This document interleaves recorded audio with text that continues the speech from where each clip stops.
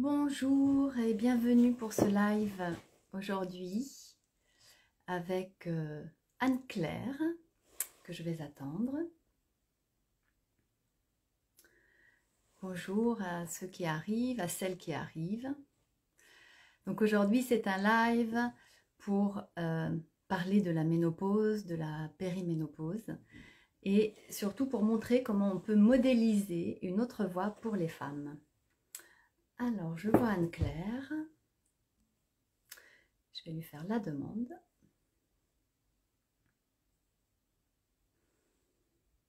S'opère quand ça fonctionne bien.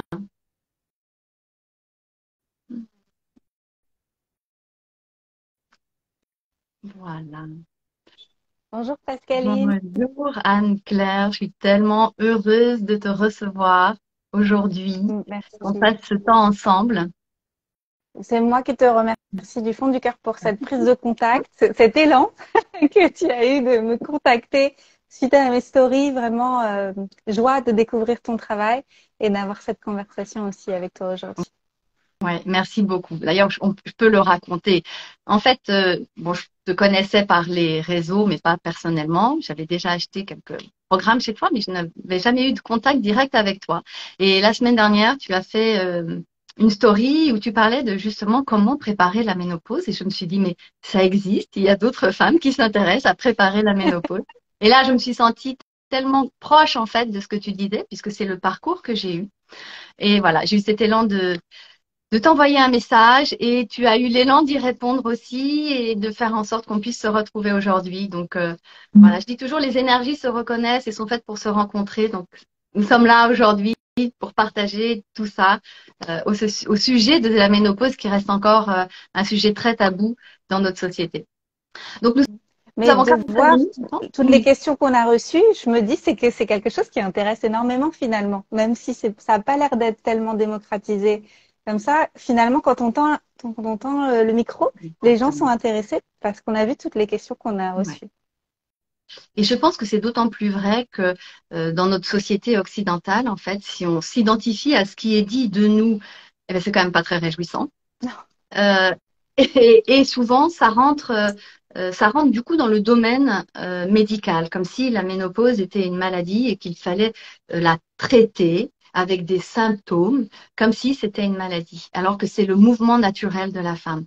Donc, il y a finalement peu de choix de s'identifier à autre chose. Et moi, j'ai parcouru les livres qui existent sur la ménopause aujourd'hui, et euh, beaucoup parlent du traitement hormonal. Donc, je suis ni pour ni contre. C'est chacune fait comme elle en a envie en fonction de ce qu'elle pense être le mieux pour elle. Mais beaucoup ne parlent que du traitement hormonal et aussi pour faire peur aux femmes de ce qui pourrait se passer si elles ne le prennent pas. Donc, je trouve que ce n'est pas du tout redonner sa puissance et son pouvoir aux femmes de décider de ce qu'elles ont envie pour elles au moment de ce passage et qu'elles se retrouvent un peu dans un non-choix parce qu'il y a une peur qui s'est installée et elles se disent que bon, bah, puisque c'est comme ça, on va aller sur ce qui est proposé. Et moi, mon parti, c'est que si on le prépare suffisamment en amont, eh bien, en tout cas, on a des ressources pour la traverser. Ça ne veut pas dire qu'il n'y aura pas d'inconfort, mais en tout cas, on a toutes les ressources pour la traverser. Et moi, Anne-Claire, j'ai vraiment une question à te poser là tout de suite, c'est qu'est-ce qui, toi, t'a mis en chemin pour préparer ta ménopause? Je pense que c'est la réalisation qu'on m'a menti. Voilà. Tu vois, je pense qu'en fait, Mhm. donc déjà, moi j'ai pris la pilule quand j'avais 17 ans au planning familial parce que j'avais pas envie d'en parler avec mes parents et donc je l'ai prise comme ça au planning familial sans me poser de questions. Et je l'ai prise pendant 12 ans et dont 5 ans sans règles avec une mini dosée. Et quand j'ai découvert la naturopathie et que j'ai vu qu'en fait il y avait d'autres façons de faire, et bien plus tard, tu vois, parce que j'ai découvert la naturo, j'avais 29 ans, ça fait 10 Mhm. ans. Mhm. Et Mhm. et là, je me suis dit, mais en fait, je savais pas. Mais il y avait d'autres choses qui étaient possibles. Et à l'époque, j'étais terrifiée d'arrêter la pilule, peur de tomber enceinte, peur de retrouver des cycles, etc. Parce que je n'en avais plus depuis 5 ans. Et là, je me suis dit, OK, OK, il y a quelque chose là, il faut que je me remette à l'endroit. Donc en fait, je me suis remise à l'endroit. Ouais. Ça m'a pris un peu de temps, Ouais. puis détoxifier le Mhm. corps et tout nettoyer de tout ce que j'avais pris. Et puis forcément, je me suis dit, mais alors, est-ce qu'on m'a menti sur d'autres choses? Est-ce qu'on m'a dit que peut-être aussi cette période après, qui sera cette autre période transitoire qui m'attend dans le futur, Mhm. est-ce qu'elle pourrait aussi bien se passer? Est-ce qu'elle pourrait se passer sans toutes les choses qu'on me promet qui risquent d'être terribles? Et donc là, j'ai commencé à me poser des questions et je me suis dit, mais c'est évident, il y a d'autres façons de faire. Il y a la possibilité d'anticiper et je commence tout juste vraiment à m'y Ouais. intéresser. Donc je suis naturopathe depuis 2015, Mhm. mais je m'étais jamais vraiment plongée là-dedans parce que j'avais d'autres priorités. Tu vois, les insomnies, le stress, les émotions, le digestif, d'autres choses. Et puis maintenant, ça va mieux, Mhm. tout ça. Et puis je vais avoir 40 ans en juillet. Alors je me dis, ça y est, maintenant j'ai de la Mhm. disponibilité. Tu vois, je me sens prête et je suis disponible pour la suite. Ouais. Et ben, je vais te dire bienvenue parce que moi, je me suis mise en chemin Merci. pour la ménopause à l'âge de 40 ans, donc il y a 12 ans maintenant. Et c'était pendant mes études de naturo. Et moi, il y a une phrase qui a vraiment été clé pour moi. C'est une de mes enseignantes qui un jour a dit, Mesdames, la ménopause, ça ne vous tombe pas dessus. Ça se prépare 10 ans avant. Et moi, ça fait l'effet d'un déclencheur. Je me suis dit, mais d'abord, comment je sais 10 ans avant que je vais être ménopausée? Donc, ça a été ma question que je lui ai posée et elle a répondu on regarde ou on questionne sa mère sur à peu près à quel âge elle a été ménopausée pour avoir une idée de l'âge à quel potentiellement on peut être ménopausée. Donc moi j'étais pile dedans à 40 ans. Et là en fait je me suis dit mais c'est comme toi, c'est-à-dire que je me suis dit c'est pas possible qu'on ne puisse pas faire autrement. Et puis surtout j'ai été baignée avant de faire mes études de naturopathie. Donc moi c'était sur 2009. Je me suis formée au shiatsu avant, en 2005. Donc le shiatsu est très baigné par l'énergétique chinoise. Et les Chinois parlent de ce passage comme du deuxième printemps, avec la libération de tout un tas de potentiel pour les femmes. Et moi, j'avais envie de me raccrocher à ce deuxième printemps et non pas à tout ce qu'on me prédisait de fin de vie des femmes, d'invisibilisation, de fin de la sexualité, de tous les maux, en fait. Et c'est ce qui m'a mis en chemin. C'était en fait quelque sorte la recherche de ce deuxième printemps. Et donc toi, tu commences tout juste, donc je suis vraiment ravie parce que moi je dis que ça commence à 40 ans de pouvoir préparer sa ménopause. Donc tu es parfaite, au bon endroit.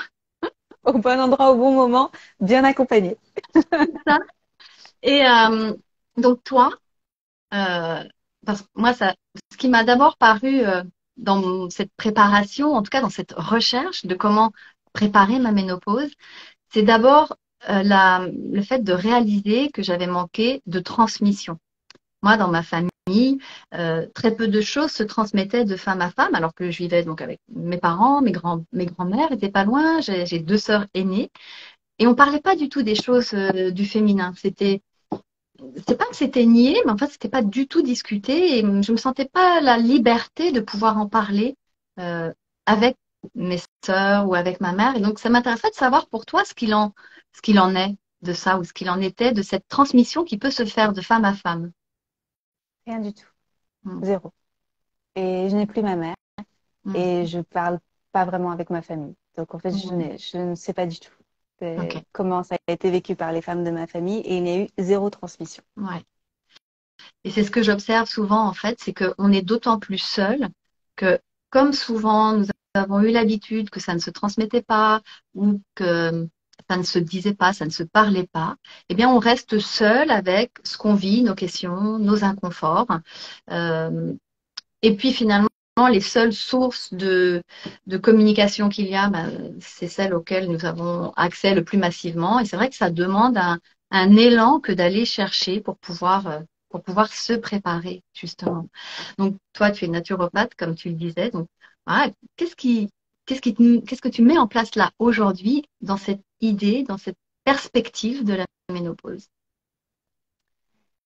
D'abord, une forme d'excitation. Je pense que je mets en place une forme de, tu sais, d'enthousiasme Hmm. à propos de la ménopause. Déjà, c'est ma posture vis-à-vis de la ménopause qui est déjà la première clé pour moi. Parce que quand on attend Hmm. la catastrophe, Ouais. bah, quelque part, on s'y prépare, tu vois. Mais je me prépare pas à la catastrophe, je me prépare aux meilleures années de ma vie, Tu as tu vois, raison, c'est à ça, mon bon, c'est deuxième vraiment ça.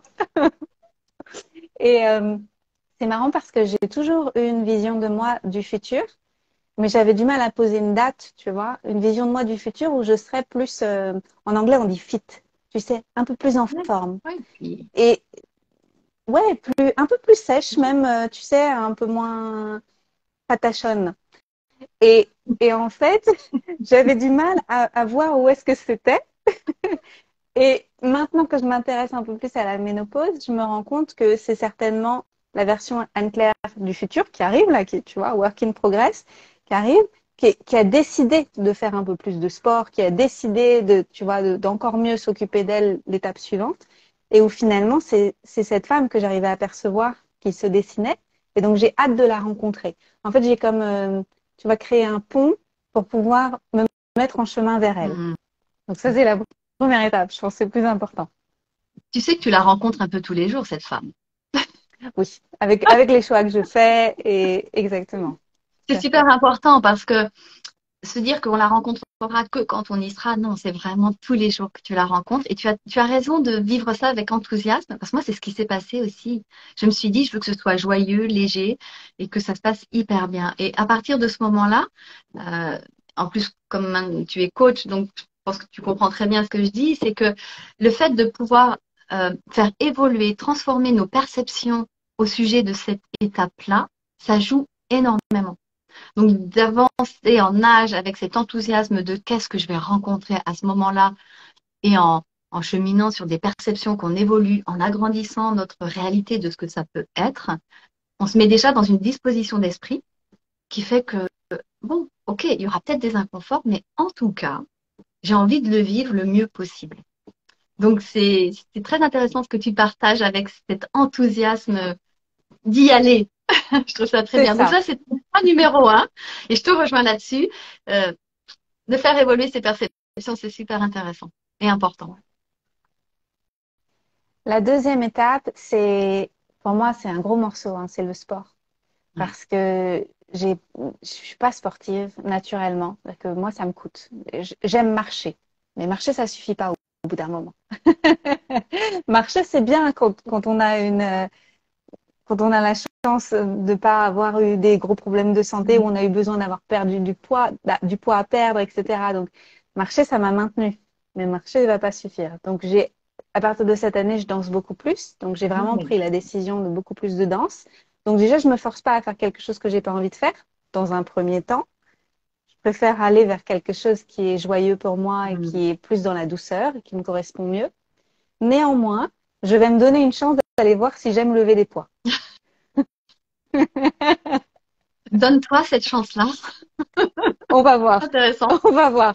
Tu Tu vois, as déjà commencé parce que, à lever des poids? non.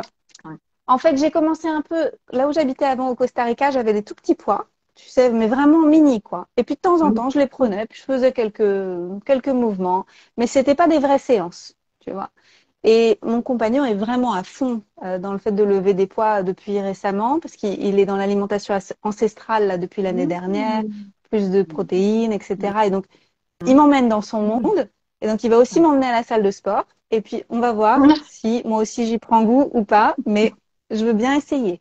Et j'ai aussi d'autres amis ici, donc on a déménagé il y a un mois, c'est très récent, j'ai pas encore pris mes marques ici, mais j'ai aussi des amis qui sont beaucoup plus là-dedans. Alimentation ancestrale, soulever des poids, faire de la masse musculaire, etc.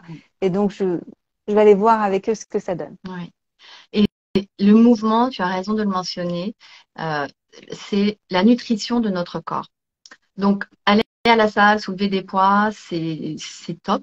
Danser, c'est génial. Moi, je trouve que les femmes, il peut y avoir même une danse intuitive. C'est-à-dire que moi, tous les matins, je danse dans ma cuisine. C'est la première chose que je fais pour réveiller mon corps.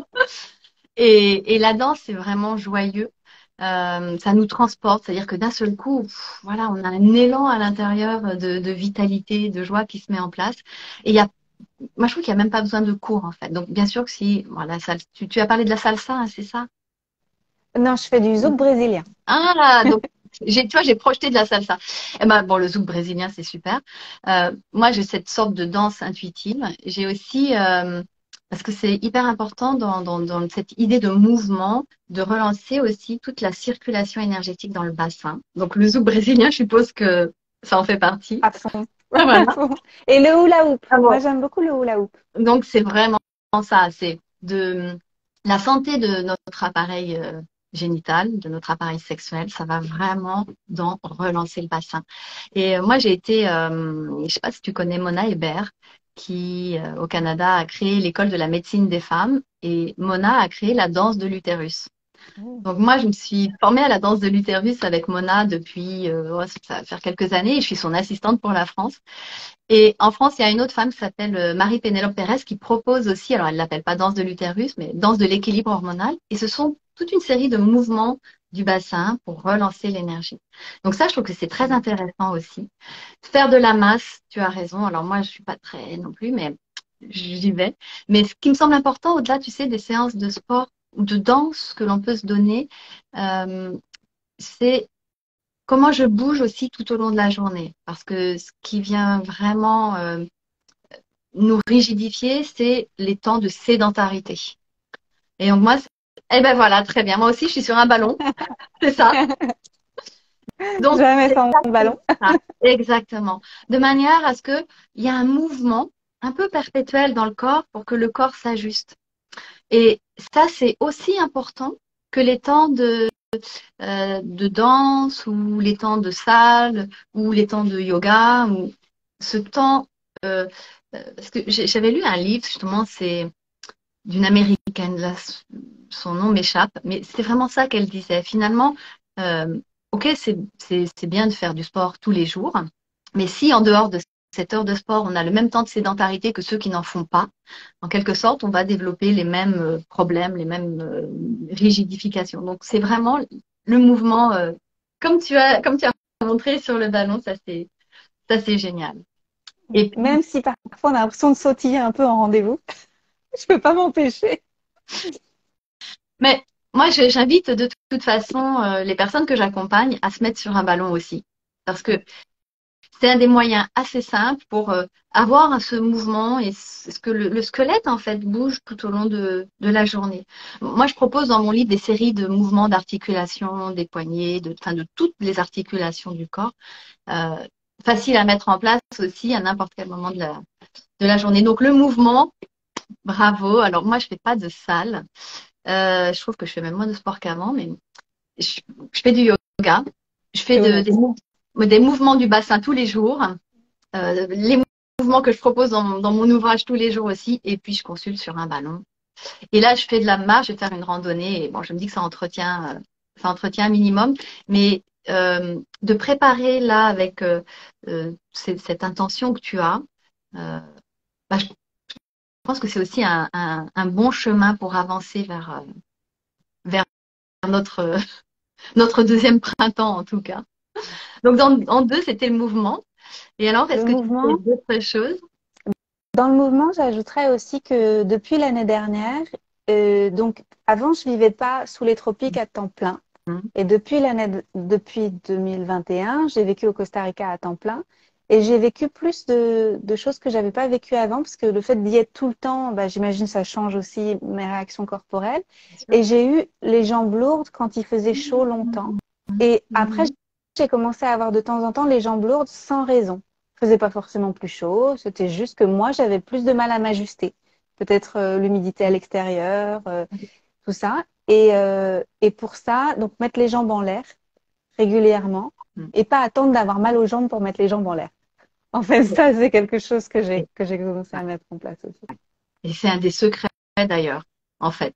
Et moi, je mets les jambes en l'air et en plus, je fais des rotations des chevilles. Les chevilles, Ça, c'est bon. Ça peut être aussi des douches fraîches sur les jambes. je crois. Ouais, je sais pas Mhm. si tu le faisais, mais douche fraîche et si on peut, monter jusqu'au périnée. Ça, c'est intéressant aussi. Et par rapport ça m'échappe, j'allais rebondir sur ce que tu disais. Sur les jambes Euh, lourdes ou ah la oui, chaleur. c'est intéressant dans ce que tu disais. C'était, je le fais avant que ça vienne. Et peut-être que tu vas l'évoquer, mais dans le système, notre système hormonal est très sous l'influence du système nerveux. Et donc, quand on a un système nerveux tendu, eh bien, dessous, ça se tend aussi. Et ce que je propose aussi, c'est de prendre des temps de repos, de relaxation dans la journée, même s'ils sont courts, ça peut être même 5 minutes, 10 minutes, avant d'être complètement épuisé. Et c'est la même chose que ce que tu disais, en fait. Le corps va l'enregistrer et mieux se régénérer euh, si on lui offre ce dont il a besoin quand il peut l'intégrer, plutôt que si ça vient compenser quelque chose qui a un peu traîné et par exemple, si on arrive à l'épuisement et si on se repose, ben, on récupère de l'épuisement. Alors que si on se repose un peu avant d'être complètement épuisé, là, on recharge notre corps, on le régénère. Et c'est probablement ce que tu vis d'ailleurs quand tu expliques que tu mets les jambes en l'air avant de sentir qu'elles sont lourdes. Ouais, c'est ça. Parce que finalement, mettre les jambes en l'air quand elles sont lourdes, on souffre quand même. Soyons honnêtes. Ouais. C'est pas comme si ça disparaissait comme ça, hein. Il va falloir attendre que ça disparaisse. Donc, Mm. il vaut mieux prévenir que guérir. Ça, c'est vraiment la naturopathie qui m'a ouvert les yeux. Comme tu disais, ça ne nous tombe pas dessus. Non, Il n'y a rien qui nous tombe dessus. non. C'est qu'en fait, le terrain est prêt pour que Mm. ça arrive. Mm. Donc, c'est à nous de décider. Ouais. Et cette notion de terrain est importante parce que pour moi, euh, il y a vraiment la possibilité de le faire évoluer à tout moment de sa vie. Il y a, rien n'est une fatalité. Je ne sais pas si tu connais un livre qui s'appelle La biologie des croyances de Bruce Lipton, Oui. voilà, qui parle d'épigénétique. Et quand tu comprends que euh, tout ce qu'on met en place dans notre quotidien, que ce soit notre alimentation, ce qu'on boit, ce qu'on pense, ce qu'on respire, comment on bouge, ça a une influence sur 95% de l'expression de nos gènes. Là, moi, ce jour-là, j'ai compris que la vie, c'était 360 degrés et que, en fait, tout était possible. Il faut que ça donne un élargissement de notre champ d'action qui est incroyable. Et alors, bien sûr que si le terrain, on l'a maltraité depuis tant d'années, pour le remonter, ça peut prendre plus de temps. Mais moi, je pense euh, que c'est possible à tous les âges. Je ne sais pas ce que tu en penses, toi. Je suis d'accord avec toi. Et parmi les personnes qui avaient envoyé des questions au sein de ma communauté, il y en avait plusieurs qui étaient dans la ménopause et Mhm. qui se demandaient justement ce qu'elles pouvaient faire. Peut-être qu'elles n'avaient rien fait encore avant, Mhm. que ça arrive. Mhm. Et donc, c'est un beau message de leur Voilà. transmettre que c'est pas parce qu'elles sont déjà dedans et qu'elles se sont pas préparées 10 ans avant que c'est trop tard. Exactement. C'est jamais trop tard, en fait. Ouais, oui. C'est jamais trop tard. Et puis, alors, moi, je dis ça se prépare 10 ans avant parce que bien sûr que plus on aura cheminé, intégré comment les messages de la société nous maltraitent aussi, et puis mis en place des choses pour soi. Bien sûr que on y arrive en ayant déjà toute une préparation, mais quand on est dedans, on peut déjà faire des choses. Donc c'est ça qui est hyper important. Et d'ailleurs, il y avait une question, je pense parce on est allé dans le sujet tout de suite, de redéfinir ce qu'était la ménopause. Je te laisse le faire ou tu veux que je le fasse? Non, vas-y, je t'en prie. C'est toi l'experte. Vas-y. Donc en fait, moi, la ménopause, c'est le dernier jour de nos menstruations. Donc en fait, c'est un instant T. Donc on parle de cette période de ménopause comme si elle était indéfinie. Parce que, bon, évidemment, on ne sait pas. Enfin, moi, le dernier jour de mes menstruations, j'ai su que c'était le dernier jour. Et en fait, j'étais hyper contente. Tu l'as Et su. mais je le savais, c'était incroyable. C'était en été, en août 2018, et j'ai dit, je le savais, si j'étais sûre, et ça a été le dernier jour. Donc, j'étais hyper contente. J'ai honoré ça. Mais donc, bien sûr mais j'étais aussi en contact avec mon corps et mon cycle menstruel depuis beaucoup d'années. Et donc, de, de comprendre que la ménopause, c'est le dernier jour des menstruations et que ça n'est pas déconnecté de tout ce qu'on a vécu depuis le premier jour des menstruations qui sont nos ménarches, qui s'appellent la ménarche en fait. Et que mieux on va comprendre notre mode de fonctionnement pendant le cycle menstruel, et mieux on va comprendre ce passage de la ménopause. Puisque la ménopause, c'est comme si c'était euh, la phase prémenstruelle amplifiée. Donc, ça vaut d'observer comment on fonctionne dans notre cycle menstruel et ce que déjà on peut mettre en place pour s'accompagner et accompagner le cycle menstruel. Et donc, la préménopause, c'est ce qui se passe avant la ménopause, avec différents signes qui peuvent arriver. Donc, il y a les menstruations qui raccourcissent, se rallongent, plus abondantes, moins abondantes. Mais moi, je trouve que 10 ans avant, souvent, ce qui se passe, c'est qu'il y a une envie de changement à l'intérieur de soi. Il se peut que pendant toutes ces années, on soit rentré dans un moule ou le moule qui était attendu de nous, ou toutes les projections qui ont pu faites sur nous. Et à un moment donné, non, mais qu'est-ce qui se passe, quoi? On a envie de se rapprocher de ce qui est essentiel pour soi et donc de faire bouger un peu ce qu'on avait mis en place. Pour moi, ça, c'est un des signes de la préménopause. Et il y a ensuite la postménopause juste après. Et tout ça, préménopause, ménopause, postménopause, c'est englobé dans un terme que je préfère utiliser, qui s'appelle périménopause, parce que c'est toute cette traversée-là qui peut être préparée. Et je sais qu'il y avait des questions qui étaient posées dans ta communauté au sujet de ces différents termes. Et donc maintenant, je sais qu'on parle aussi de transition ménopausique. Et les médecins, enfin le monde médical aujourd'hui a admis que on pouvait dire que la femme avait eu sa ménopause à partir du moment où ça fait 1 an qu'elle n'a pas eu de menstruation. Donc voilà, pour reparler et poser, on va dire, les différents termes, utilisés, ce qui nous a fait un peu dévier de ce que tu nous disais. Donc, Mais c'est tu nous très clair. disais, Donc ça, c'est très bien. Ça remet les choses, oui, tu vois, à leur place. eh ben oui, parce qu'on parle, ça y est, elle est ménopausée. Et à 70 ans, on dit elle est ménopausée. Non, à 70 ans, ça fait longtemps que j'ai eu ma ménopause. Et je ne suis plus dans cette phase-là, je suis dans l'avancée en âge avec le vieillissement normal de tout être humain. Parce que c'est vrai que ce que j'ai remarqué aujourd'hui, c'est que souvent la ménopause est associée à cette fin de quelque chose pour la femme.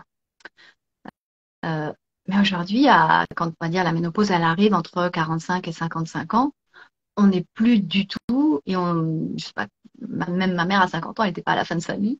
Elle en a 87 aujourd'hui, donc elle n'y était pas. Mais il y a cette idée qu'il y a quelque chose qui va s'arrêter. Et je pense que c'est beaucoup les messages qui nous sont renvoyés en permanence, qu'il faudrait avoir un corps jeune, pas de rides, etc. Et d'être toujours euh, au top, en fait. Mais ça, c'est pas être humain que d'être toujours au top. On a toutes les phases, toutes les facettes qui nous constituent sont adéquates et font partie de qui nous sommes. Donc voilà, je trouve que c'est hyper important aussi de remettre ça dans ce contexte et de dire que tout ce que vous vivez, tout ce qu'on vit dans ce qu'on traverse au moment de la ménopause, au moment de la périménopause, c'est normal. Et on n'a pas à ressembler ou à vouloir être quelque chose qui en fait n'est pas possible pour nous. J'en parle souvent pour le cycle menstruel d'ailleurs parce que la phase ovulatoire, non, la phase pré-ovulatoire et la phase ovulatoire, tu me diras ce qu'il en est pour toi depuis que tu as arrêté la pilule, mais souvent on est dans une meilleure énergie, on a plus de forme, on est prête à affronter tous nos projets, on est plus facilement en lien. Et la phase prémenstruelle et la phase menstruelle, souvent on est plus fatigué avec une humeur en dents de scie. Et ces deux phases-là sont moins valorisées par la société. Et souvent je vois que ça crée chez les femmes beaucoup de frustration parce qu'elles se disent mais pourquoi je suis pas toujours la même énergie, la même forme, la même envie de faire les choses. Et en fait, c'est parce que la société est plutôt linéaire et elle a été imaginée euh, par des hommes pour un fonctionnement d'homme qui est plus linéaire que le nôtre. Comment tu vis toi d'ailleurs là aujourd'hui ton cycle menstruel? Eh ben, très bien. Je vais même donner un exemple parce que je devais voir un ami demain pour le déjeuner et il m'a invité. Et je lui dis, ah non, je peux pas. Dans mon calendrier, j'ai mis que c'était possiblement le premier jour de mon cycle. Bravo. Et il Ouais. m'a dit, ah, je comprends. Il m'a dit, ah oui, je comprends tout à fait. Est-ce que tu préfères quelques jours avant ou quelques jours après? Et il se trouve qu'en fait, mes règles sont arrivées il y a 2 jours. Ah Donc, donc elles étaient en avance parce que comme j'étais malade cette semaine, je pense que elles sont mieux nettoyées. c'est ça. La fin de ce que j'ai vécu. Et du coup, il est passé cet après-midi et j'étais quand même en forme, en fait. Et donc, c'était très bien. Mais c'est-à-dire que dans mon agenda, je mets toujours 2, 3 jours où je suis pas disponible dans la mesure du possible. Ouais. Et ben moi, c'est ce que j'invite aussi les femmes à faire, et c'est ce que j'ai fait dans mon cas quand j'ai compris que c'était vraiment un temps où notre corps, même notre esprit, notre mental a besoin de se reposer. Je me posais aussi une journée. En tout cas, je mettais 2 jours et puis je me disais, il faut vraiment que dans ces 2 jours-là, je prenne un temps pour moi pour me reposer, dans la mesure du possible, comme tu le dis, mais ne serait-ce que s'accorder 1 heure. C'est aussi informer notre corps que, ok, on a reconnu qu'il avait besoin de ce temps-là pour se reposer. Et c'est très important ce que tu dis, parce que plus nous serons nombreuses à porter ce message, et plus ça semblera normal de se reposer quand nous sommes fatigués. Et de ne pas vouloir à tout prix tenir bon et tirer sur la corde. Parce que c'est ce qui vient, mois après mois, faire qu'on arrive à un épuisement total. Et ce moment des menstruations est vraiment le temps propice, idéal pour se reposer. Et puis en plus, ce qui n'est pas négligeable pour la femme, c'est que c'est un temps où on peut se poser en intimité avec soi et recevoir des intuitions qui vont être bénéfiques pour la suite du mois qui va arriver. Et je sais que même aujourd'hui, donc euh, n'ayant plus de cycle, moi je me fie maintenant au cycle lunaire. Au moment de la nouvelle lune, je me pose 2 jours dans mon agenda et je me dis, voilà, ok, je choisirai un des 2 jours ou un moment pour prendre un temps pour moi et me poser avec voilà, cette énergie de je rentre en intimité avec moi vraiment, quoi, à ce moment-là. Et Oh, je quelle sais pas si... inspiration. Voilà. J'adore. Merci de partager ça. Mais je pense que c'est important parce que le, de manière générale, j'ai observé, alors tu me diras, donc j'ai compris que tu habitais à Bali maintenant, donc je ne sais pas comment c'est dans d'autres pays et dans d'autres cultures, mais il y a très peu de temps de repos qui sont autorisés aux femmes. Donc du coup, on ne nous l'autorise pas non plus. C'est vraiment, il ne faut pas attendre que ça vienne de l'extérieur pour nous l'autoriser. C'est à nous de nous donner ce temps-là et de nous l'autoriser, de nous le permettre. Et en Espagne, d'ailleurs, il y a un congé menstruel qui a été donné aux femmes. C'est-à-dire que je crois qu'elles peuvent prendre 1 ou 2 jours au moment de leur menstruation. On avance. On avance.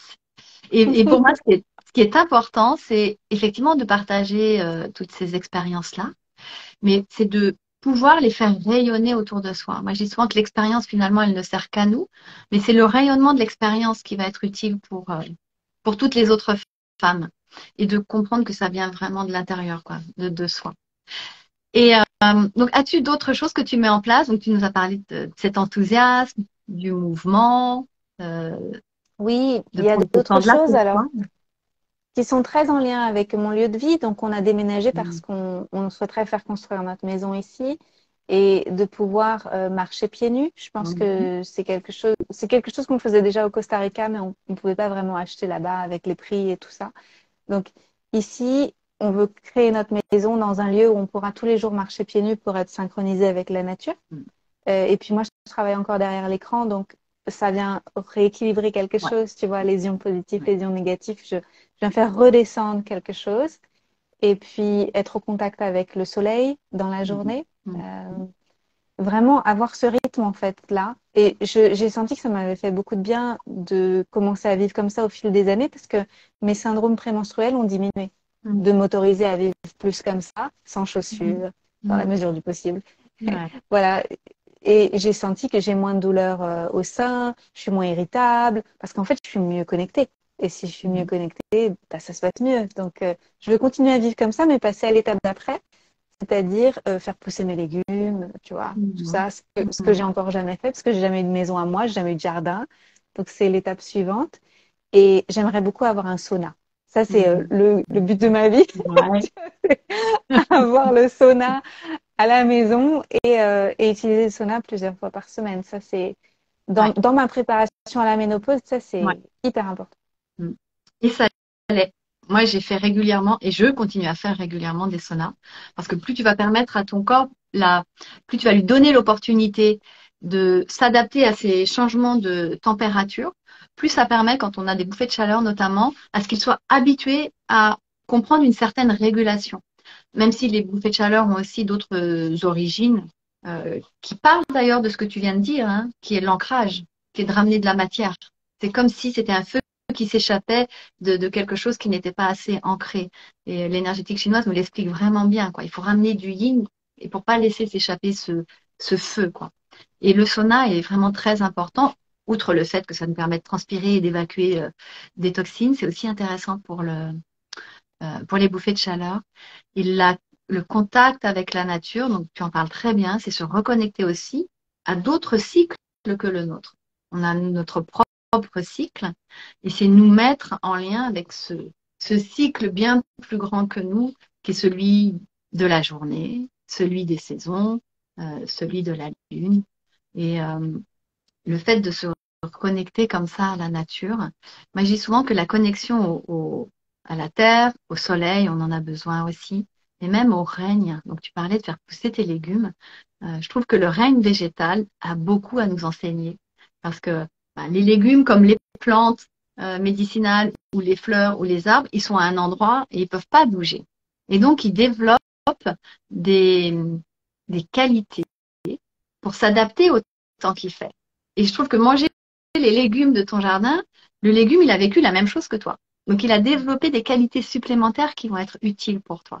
Et moi, je trouve ça hyper intéressant. C'est pour ça que quand je conseille des plantes médicinales, euh, je valorise vraiment les plantes qui ont poussé en France. Parce que je sais qu'elles ont connu le même climat que ce que j'ai connu. Et donc, c'est vraiment en affinité. Et la dernière chose pour le règne végétal, je trouve qu'il nous enseigne de comment nous redresser. On voit rarement une plante, une fois qu'elle s'épanouit, que le germe sort de terre et qu'elle croisse, elle se redresse. Et moi, j'aime bien cette image, quoi. Je trouve qu'on a une affinité très particulière avec les végétaux. Mais depuis la nuit des temps, hein, on s'en est éloigné et finalement, sur l'échelle de l'humanité, on a passé plus de temps, enfin, nos cellules ont plus connu ce lien avec le règne végétal que ne pas le connaître. C'est très court finalement, ces dernières années, ces dernières dizaines d'années où on est déconnecté de la Terre. Donc la connexion à la Terre et au vivant autour de toi est effectivement aussi une super préparation.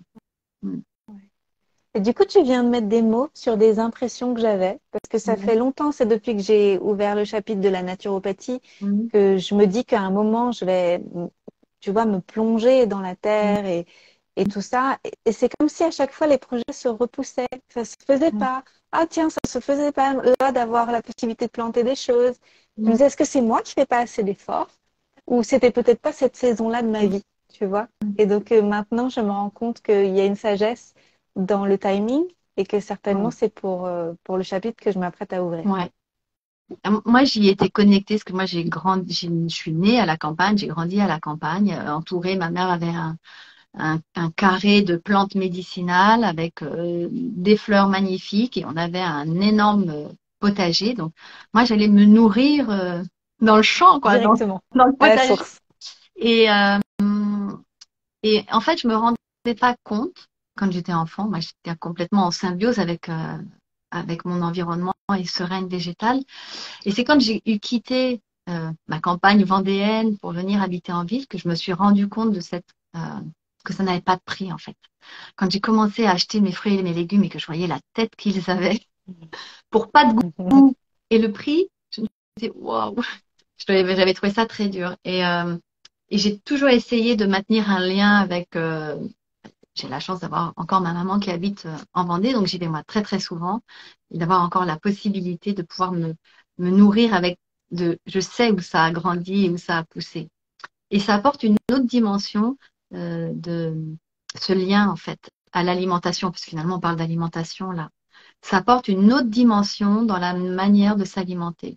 On n'est plus juste en train de consommer et on est en train de comprendre que ce que je suis en train de manger, ça a eu une vie avant. Et que cette vie-là, en fait, elle m'apporte autant énergétiquement que ce que l'aliment en lui-même va m'apporter là dans l'assiette.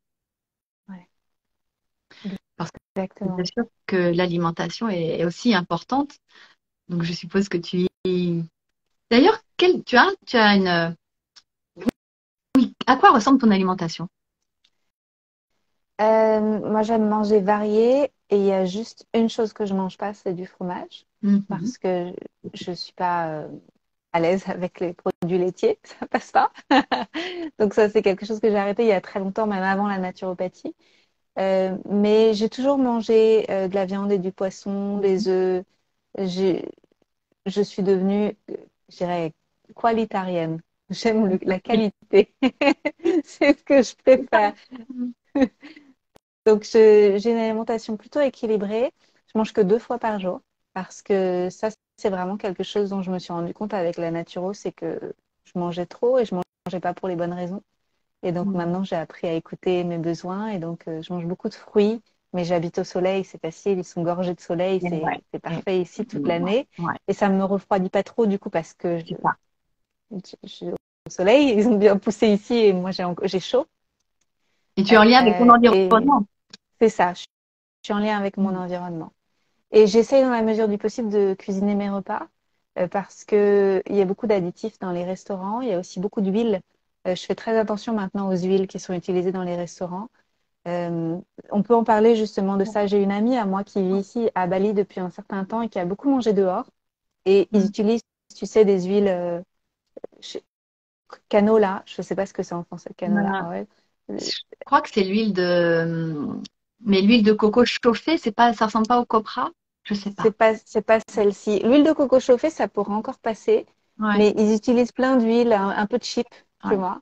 Et elle a vraiment l'impression d'avoir créé des tissus adipeux, tu vois, au fil des années, dont elle n'arrive pas à se débarrasser. Et ça, c'est pernicieux. Les huiles, Mm. c'est voilà. Donc je fais très attention. Donc je cuisine avec du ghee et de la graisse animale Ouais. et l'huile d'olive un petit peu, mais j'évite de la chauffer. Je préfère l'utiliser Mm. à froid. Donc, je fais attention à tout ça, en fait, les matières avec lesquelles je cuisine. Et voilà, je mange des légumes. Mm. Je mange du sucre, mais avec modération, il n'y a pas d'addiction. Donc, il y a un bon équilibre. Par contre, euh, bon, du fait d'être avec mon compagnon qui mange plus de viande, je mange aussi plus de viande. Et je trouve que de manger plus de viande, hormonalement, je me sens plus équilibrée. Alors, c'est subtil, hein, Mm. Mm. mais Mm. avant mon cycle, je me sens un peu plus stable, Ouais, je me sens moins, je sais pas, ça se passe mieux en fait. Donc ouais, moi, j'écoute les mm. résultats de mon corps, ce qu'il me dit. Je vais pas manger autant de viande que mon compagnon parce que je fais pas assez de sport, donc pour moi, j'en vois pas l'intérêt. Mais je sens que ça me fait du bien d'avoir augmenté la consommation de produits animaux et Ouais, je vais continuer comme ça et voir comment ça répond à l'intérieur. ouais. C'est une réalité en fait concernant les protéines. Ce que tu dis, c'est très vrai. D'abord, la protéine, ça vient rassurer la cellule. Ça donne une certaine stabilité, un certain ancrage. Et en fait, le corps en a vraiment besoin. C'est intéressant ce que tu dis parce que c'est vrai, moi je l'avais constaté aussi et je le constate beaucoup quand je le conseille, de augmenter un tout petit peu la quantité de protéines en période prémenstruelle. Ça va venir soutenir en fait cette traversée-là. Et des protéines de bonne qualité. Et tu parlais que tu mangeais moins dehors et je pense que tu as raison parce que il y a des additifs, il y a probablement des mauvaises huiles. Et puis, on ne connaît pas la qualité des aliments. Et souvent, il peut y avoir des pesticides qui sont quand même des perturbateurs endocriniens et qui influencent aussi sur nos hormones parce qu'ils viennent prendre les sites récepteurs où nos hormones doivent être. Donc, limiter enfin, en tout cas, la qualité, c'est dans les légumes, mais aussi dans les viandes que l'on choisit, parce que ce ne soit pas des viandes qui étaient trop bourrées d'antibiotiques ou d'hormones pour les aider à grandir. Donc, la qualité est vraiment super importante. Donc, la consommation de protéines, et je pense qu'à la ménopause, on en a besoin aussi, parce que la trame osseuse est constituée de protéines. Donc, si on en manque, je sais qu'il y a souvent cette question de l'ostéoporose. Alors, moi, j'ai envie de dire, si toutes les femmes qui ont la ménopause avaient de l'ostéoporose, ça se saurait. Donc, là aussi, c'est une question de terrain. Donc, mais voilà, la trame osseuse est vraiment, les protéines pour la trame osseuse, c'est important, que ce soit des protéines végétales ou animales. Et faire attention aux bonnes huiles. Euh, je trouve aussi que l'apport de ces fameuses oméga 3 qu'on retrouve dans des huiles végétales, mais aussi dans l'huile d'algue ou bien les huiles de poisson, ça vient stabiliser le système nerveux. On sait que les oméga 3 sont anti-inflammatoires. Et pendant la période prémenstruelle, c'est aussi très utile pour pouvoir traverser cette période, et encore plus quand on est à la périménopause. Je ne sais pas si tu apportes tu accordes une importance justement à ta consommation d'oméga 3. Bah, pas tellement. Hmm. Pas tellement à ce jour. Ça m'est arrivé de faire des cures de compléments alimentaires Ouais. pour ajouter des Ouais. oméga 3. J'ai pas trouvé de bonnes sources de poissons en lesquelles j'ai confiance. Euh, habitant, j'habite une île, donc ça devrait être Hmm. facile de trouver du Oui. poisson, mais l'Indonésie, Oui. c'est l'un des pays les plus pollués au monde Ah, et ah, ok. c'est extrêmement pollué aussi dans la mer Ouais. autour. Donc, j'ai besoin de me pencher sur les sources. Ouais. Éventuellement, on a beaucoup d'importations ici qui viennent d'Australie et ils ont des bonnes huiles en Australie. Et donc, je pourrais aussi trouver peut-être des choses qui viennent Ouais. d'Australie ou des sardines ou des choses comme Oui, ça. exactement. Parce qu'on les trouve, les oméga 3, on les trouve dans les anchois, dans les sardines, dans le Mm, mm. maquereau, hareng, enfin, dans les petits poissons. On le trouve dans le saumon, mais moi, le saumon, il y a trop de controverses sur la qualité du saumon pour pouvoir le conseiller. Et puis, les petits poissons, souvent, ils sont moins pollués euh, que les gros poissons. Donc, oui, dans les poissons. Et euh, les algues aussi sont une bonne source d'oméga 3, parce que là, on parle des oméga 3 qui sont déjà transformés pour être bien assimilés par l'organisme, en quelque sorte. Tout à fait. Et ça sera plus facile à trouver. Parce que Voilà. ici, il y a beaucoup de fermes d'algues et du coup, je pense Ouais. que ils peuvent faire en sorte que ce soit contenu et que ce soit. Je vais me pencher Contrôler là-dessus. en tout cas que la qualité Oui, soit là. tester. Mm. Exactement. Ouais. Euh, Tu sais qu'on arrive déjà aux 45 minutes, hein. Oh, waouh! C'est passé super vite. Euh, peut-être, ok, peut-être quelques. C'est J'ai passé les trop vite. questions que les gens nous envoient. C'est passé hyper vite. En fait, il faut 2 heures. Ah On si, pourra moi j'ai une refaire. question. Du coup, j'en profite. Je vais prendre les Oui, questions qui m'intéressent le plus, c'est personnellement. ça. Euh, Comment gérer les cycles aléatoires? Parce que moi, je suis relativement, tu vois, je suis bien. À part là, j'étais un petit peu en avance, mais en général, c'est 28, tu vois, 28 jours. Comment gérer, tu vois, à un moment 36, 52, 72? Comment, comment t'as géré ça, toi? Eh bien, c'est le moment le plus où il faut être vraiment vigilant parce que c'est là où il y a vraiment la possibilité d'être enceinte. Moi, mon cycle, il s'est raccourci, mais il était régulier. Et pour les femmes pour qui le cycle devient aléatoire, mais souvent ce que j'observe, c'est ça, c'est-à-dire qu'il se raccourcit ou il se rallonge. En même temps, il y a des femmes pour qui le cycle est déjà aléatoire. Donc, la seule phase dont on peut être sûr, c'est la phase des menstruations. Et donc, le fait de connaître son cycle en amont, on repère les changements qu'il peut y avoir dans le corps. Donc, c'est de continuer de repérer les changements qui sont dans le corps. Donc, moi, toutes les 3 semaines, ça revenait trop souvent. Enfin, moi, les 2 dernières années de cycle, c'était ça. Donc, ça fatigue quand même beaucoup plus. Hein. C'est une réalité. Euh, mais c'est ça. Comment on les gère, c'est de repérer. OK, là, j'ai ma période de menstruation et de voir. Moi, j'aime bien euh, associer ça aux différentes énergies qu'on a pendant les différentes phases du cycle. Je l'explique dans mon livre, mais j'ai aussi un podcast dans lequel j'explique les différentes énergies. Donc, de voir si je suis plus en forme, si je suis plus ouverte aux autres, ou si l'humeur en dents de scie, elle revient. Donc, ça peut être subtil, mais connecté à son corps, on le voit assez facilement. Et il y a vraiment une règle, c'est effectivement, on ne sait pas d'un mois sur l'autre comment ça va être. Donc, d'être plus attentive à ce que le corps renvoie comme message. Je trouve que c'est vraiment ça. En tout cas, ou bien, alors, on sait que euh, à la périménopause, ce qui va vraiment chuter au niveau hormonal en premier, c'est la progestérone. Il peut y avoir, pour celles qui le souhaitent, de consommer des plantes progestérone-like. Ça peut être possible aussi un certain temps. Moi, je dis toujours que ça peut arriver en soutien, mais notre corps, il est intelligent, hein. Il a été fait pour qu'à un moment donné, ça s'arrête. En tout cas, que les ovaires arrêtent de produire les oestrogènes et la progestérone.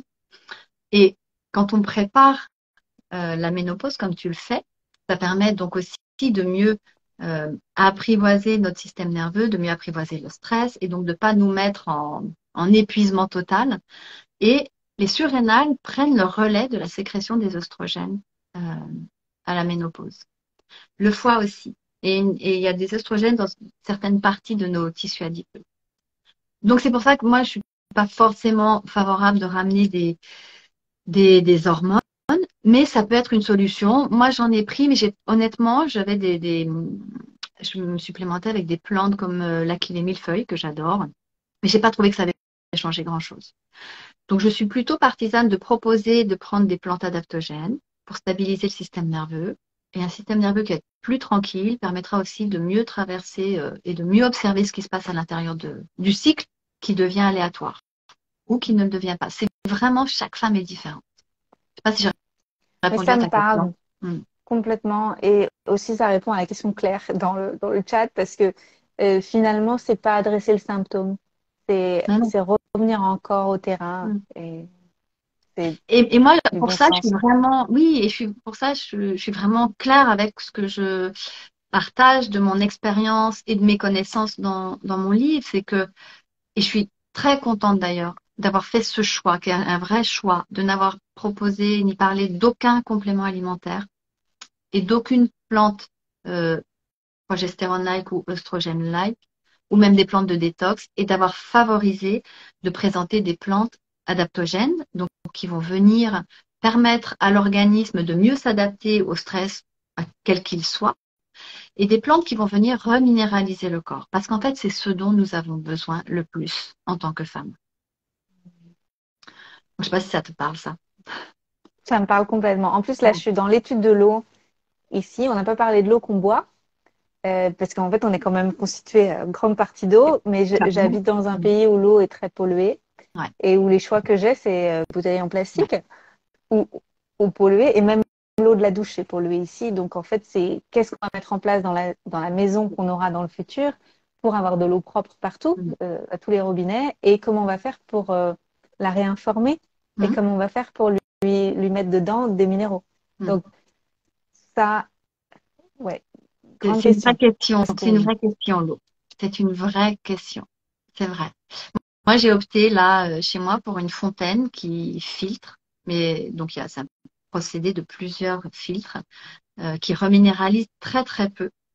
Et on sent le goût, hein. Elle a vraiment un goût différent. Et moi, j'ai embarqué un peu mon mari et mes enfants dans cette aventure de la naturopathie et de ce que je vis depuis maintenant puisque j'ai commencé à m'intéresser, tu vois, à l'énergétique chinoise en 2005, donc ça fait presque 20 ans. Et ils étaient quand même sceptiques, l'histoire de l'eau au départ.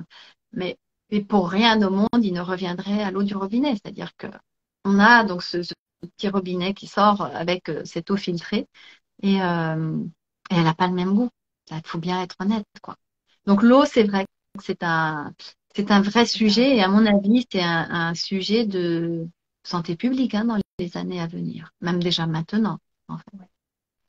Et du coup, les minéraux, tu les as dans les fruits et les légumes, ou est-ce que tu veux aussi ajouter des minéraux en gouttes?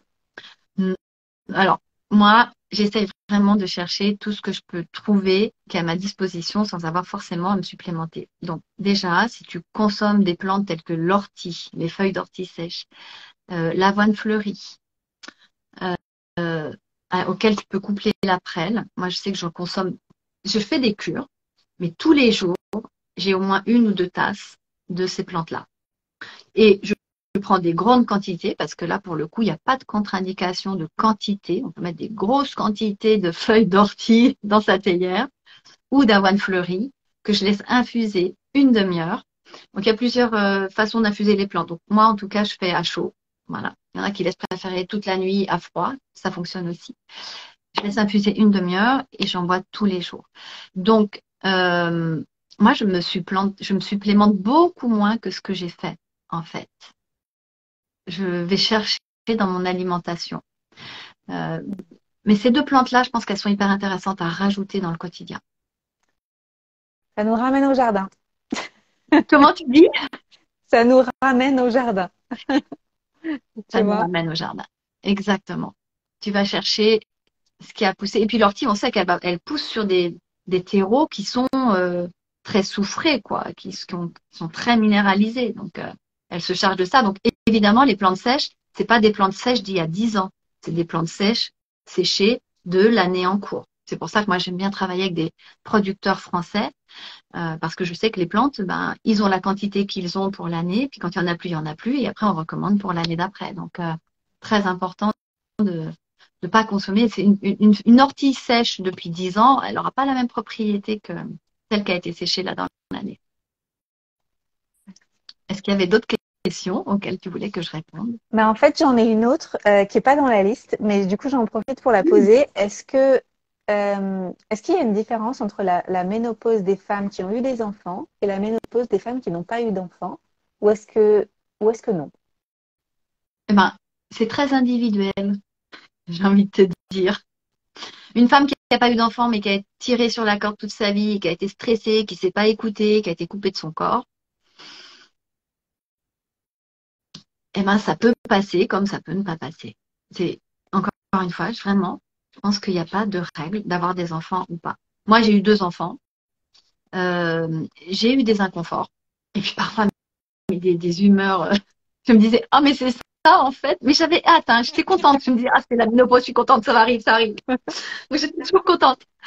Mais surtout, ce que je me disais, c'est, je sais que ça va pas durer, que c'est un passage. Le fait de l'avoir préparé m'avait donné ce petit pas de recul, ce petit pas de côté pour me dire, ça ne va pas durer, c'est un passage.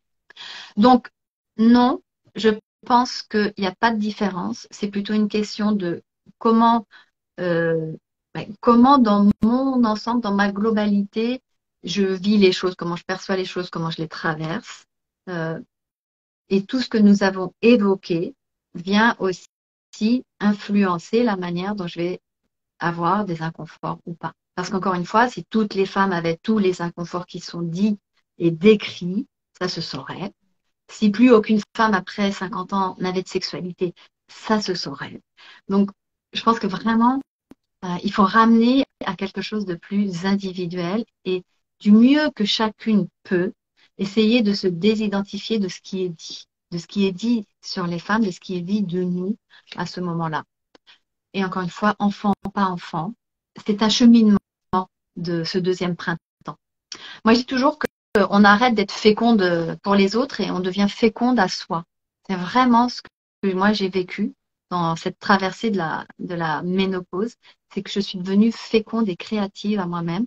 Et d'ailleurs, le livre en est la plus belle manifestation, parce que jamais j'aurais pensé écrire un livre et que c'est arrivé comme ça, parce que j'avais cheminé et que c'était prêt et que c'était là.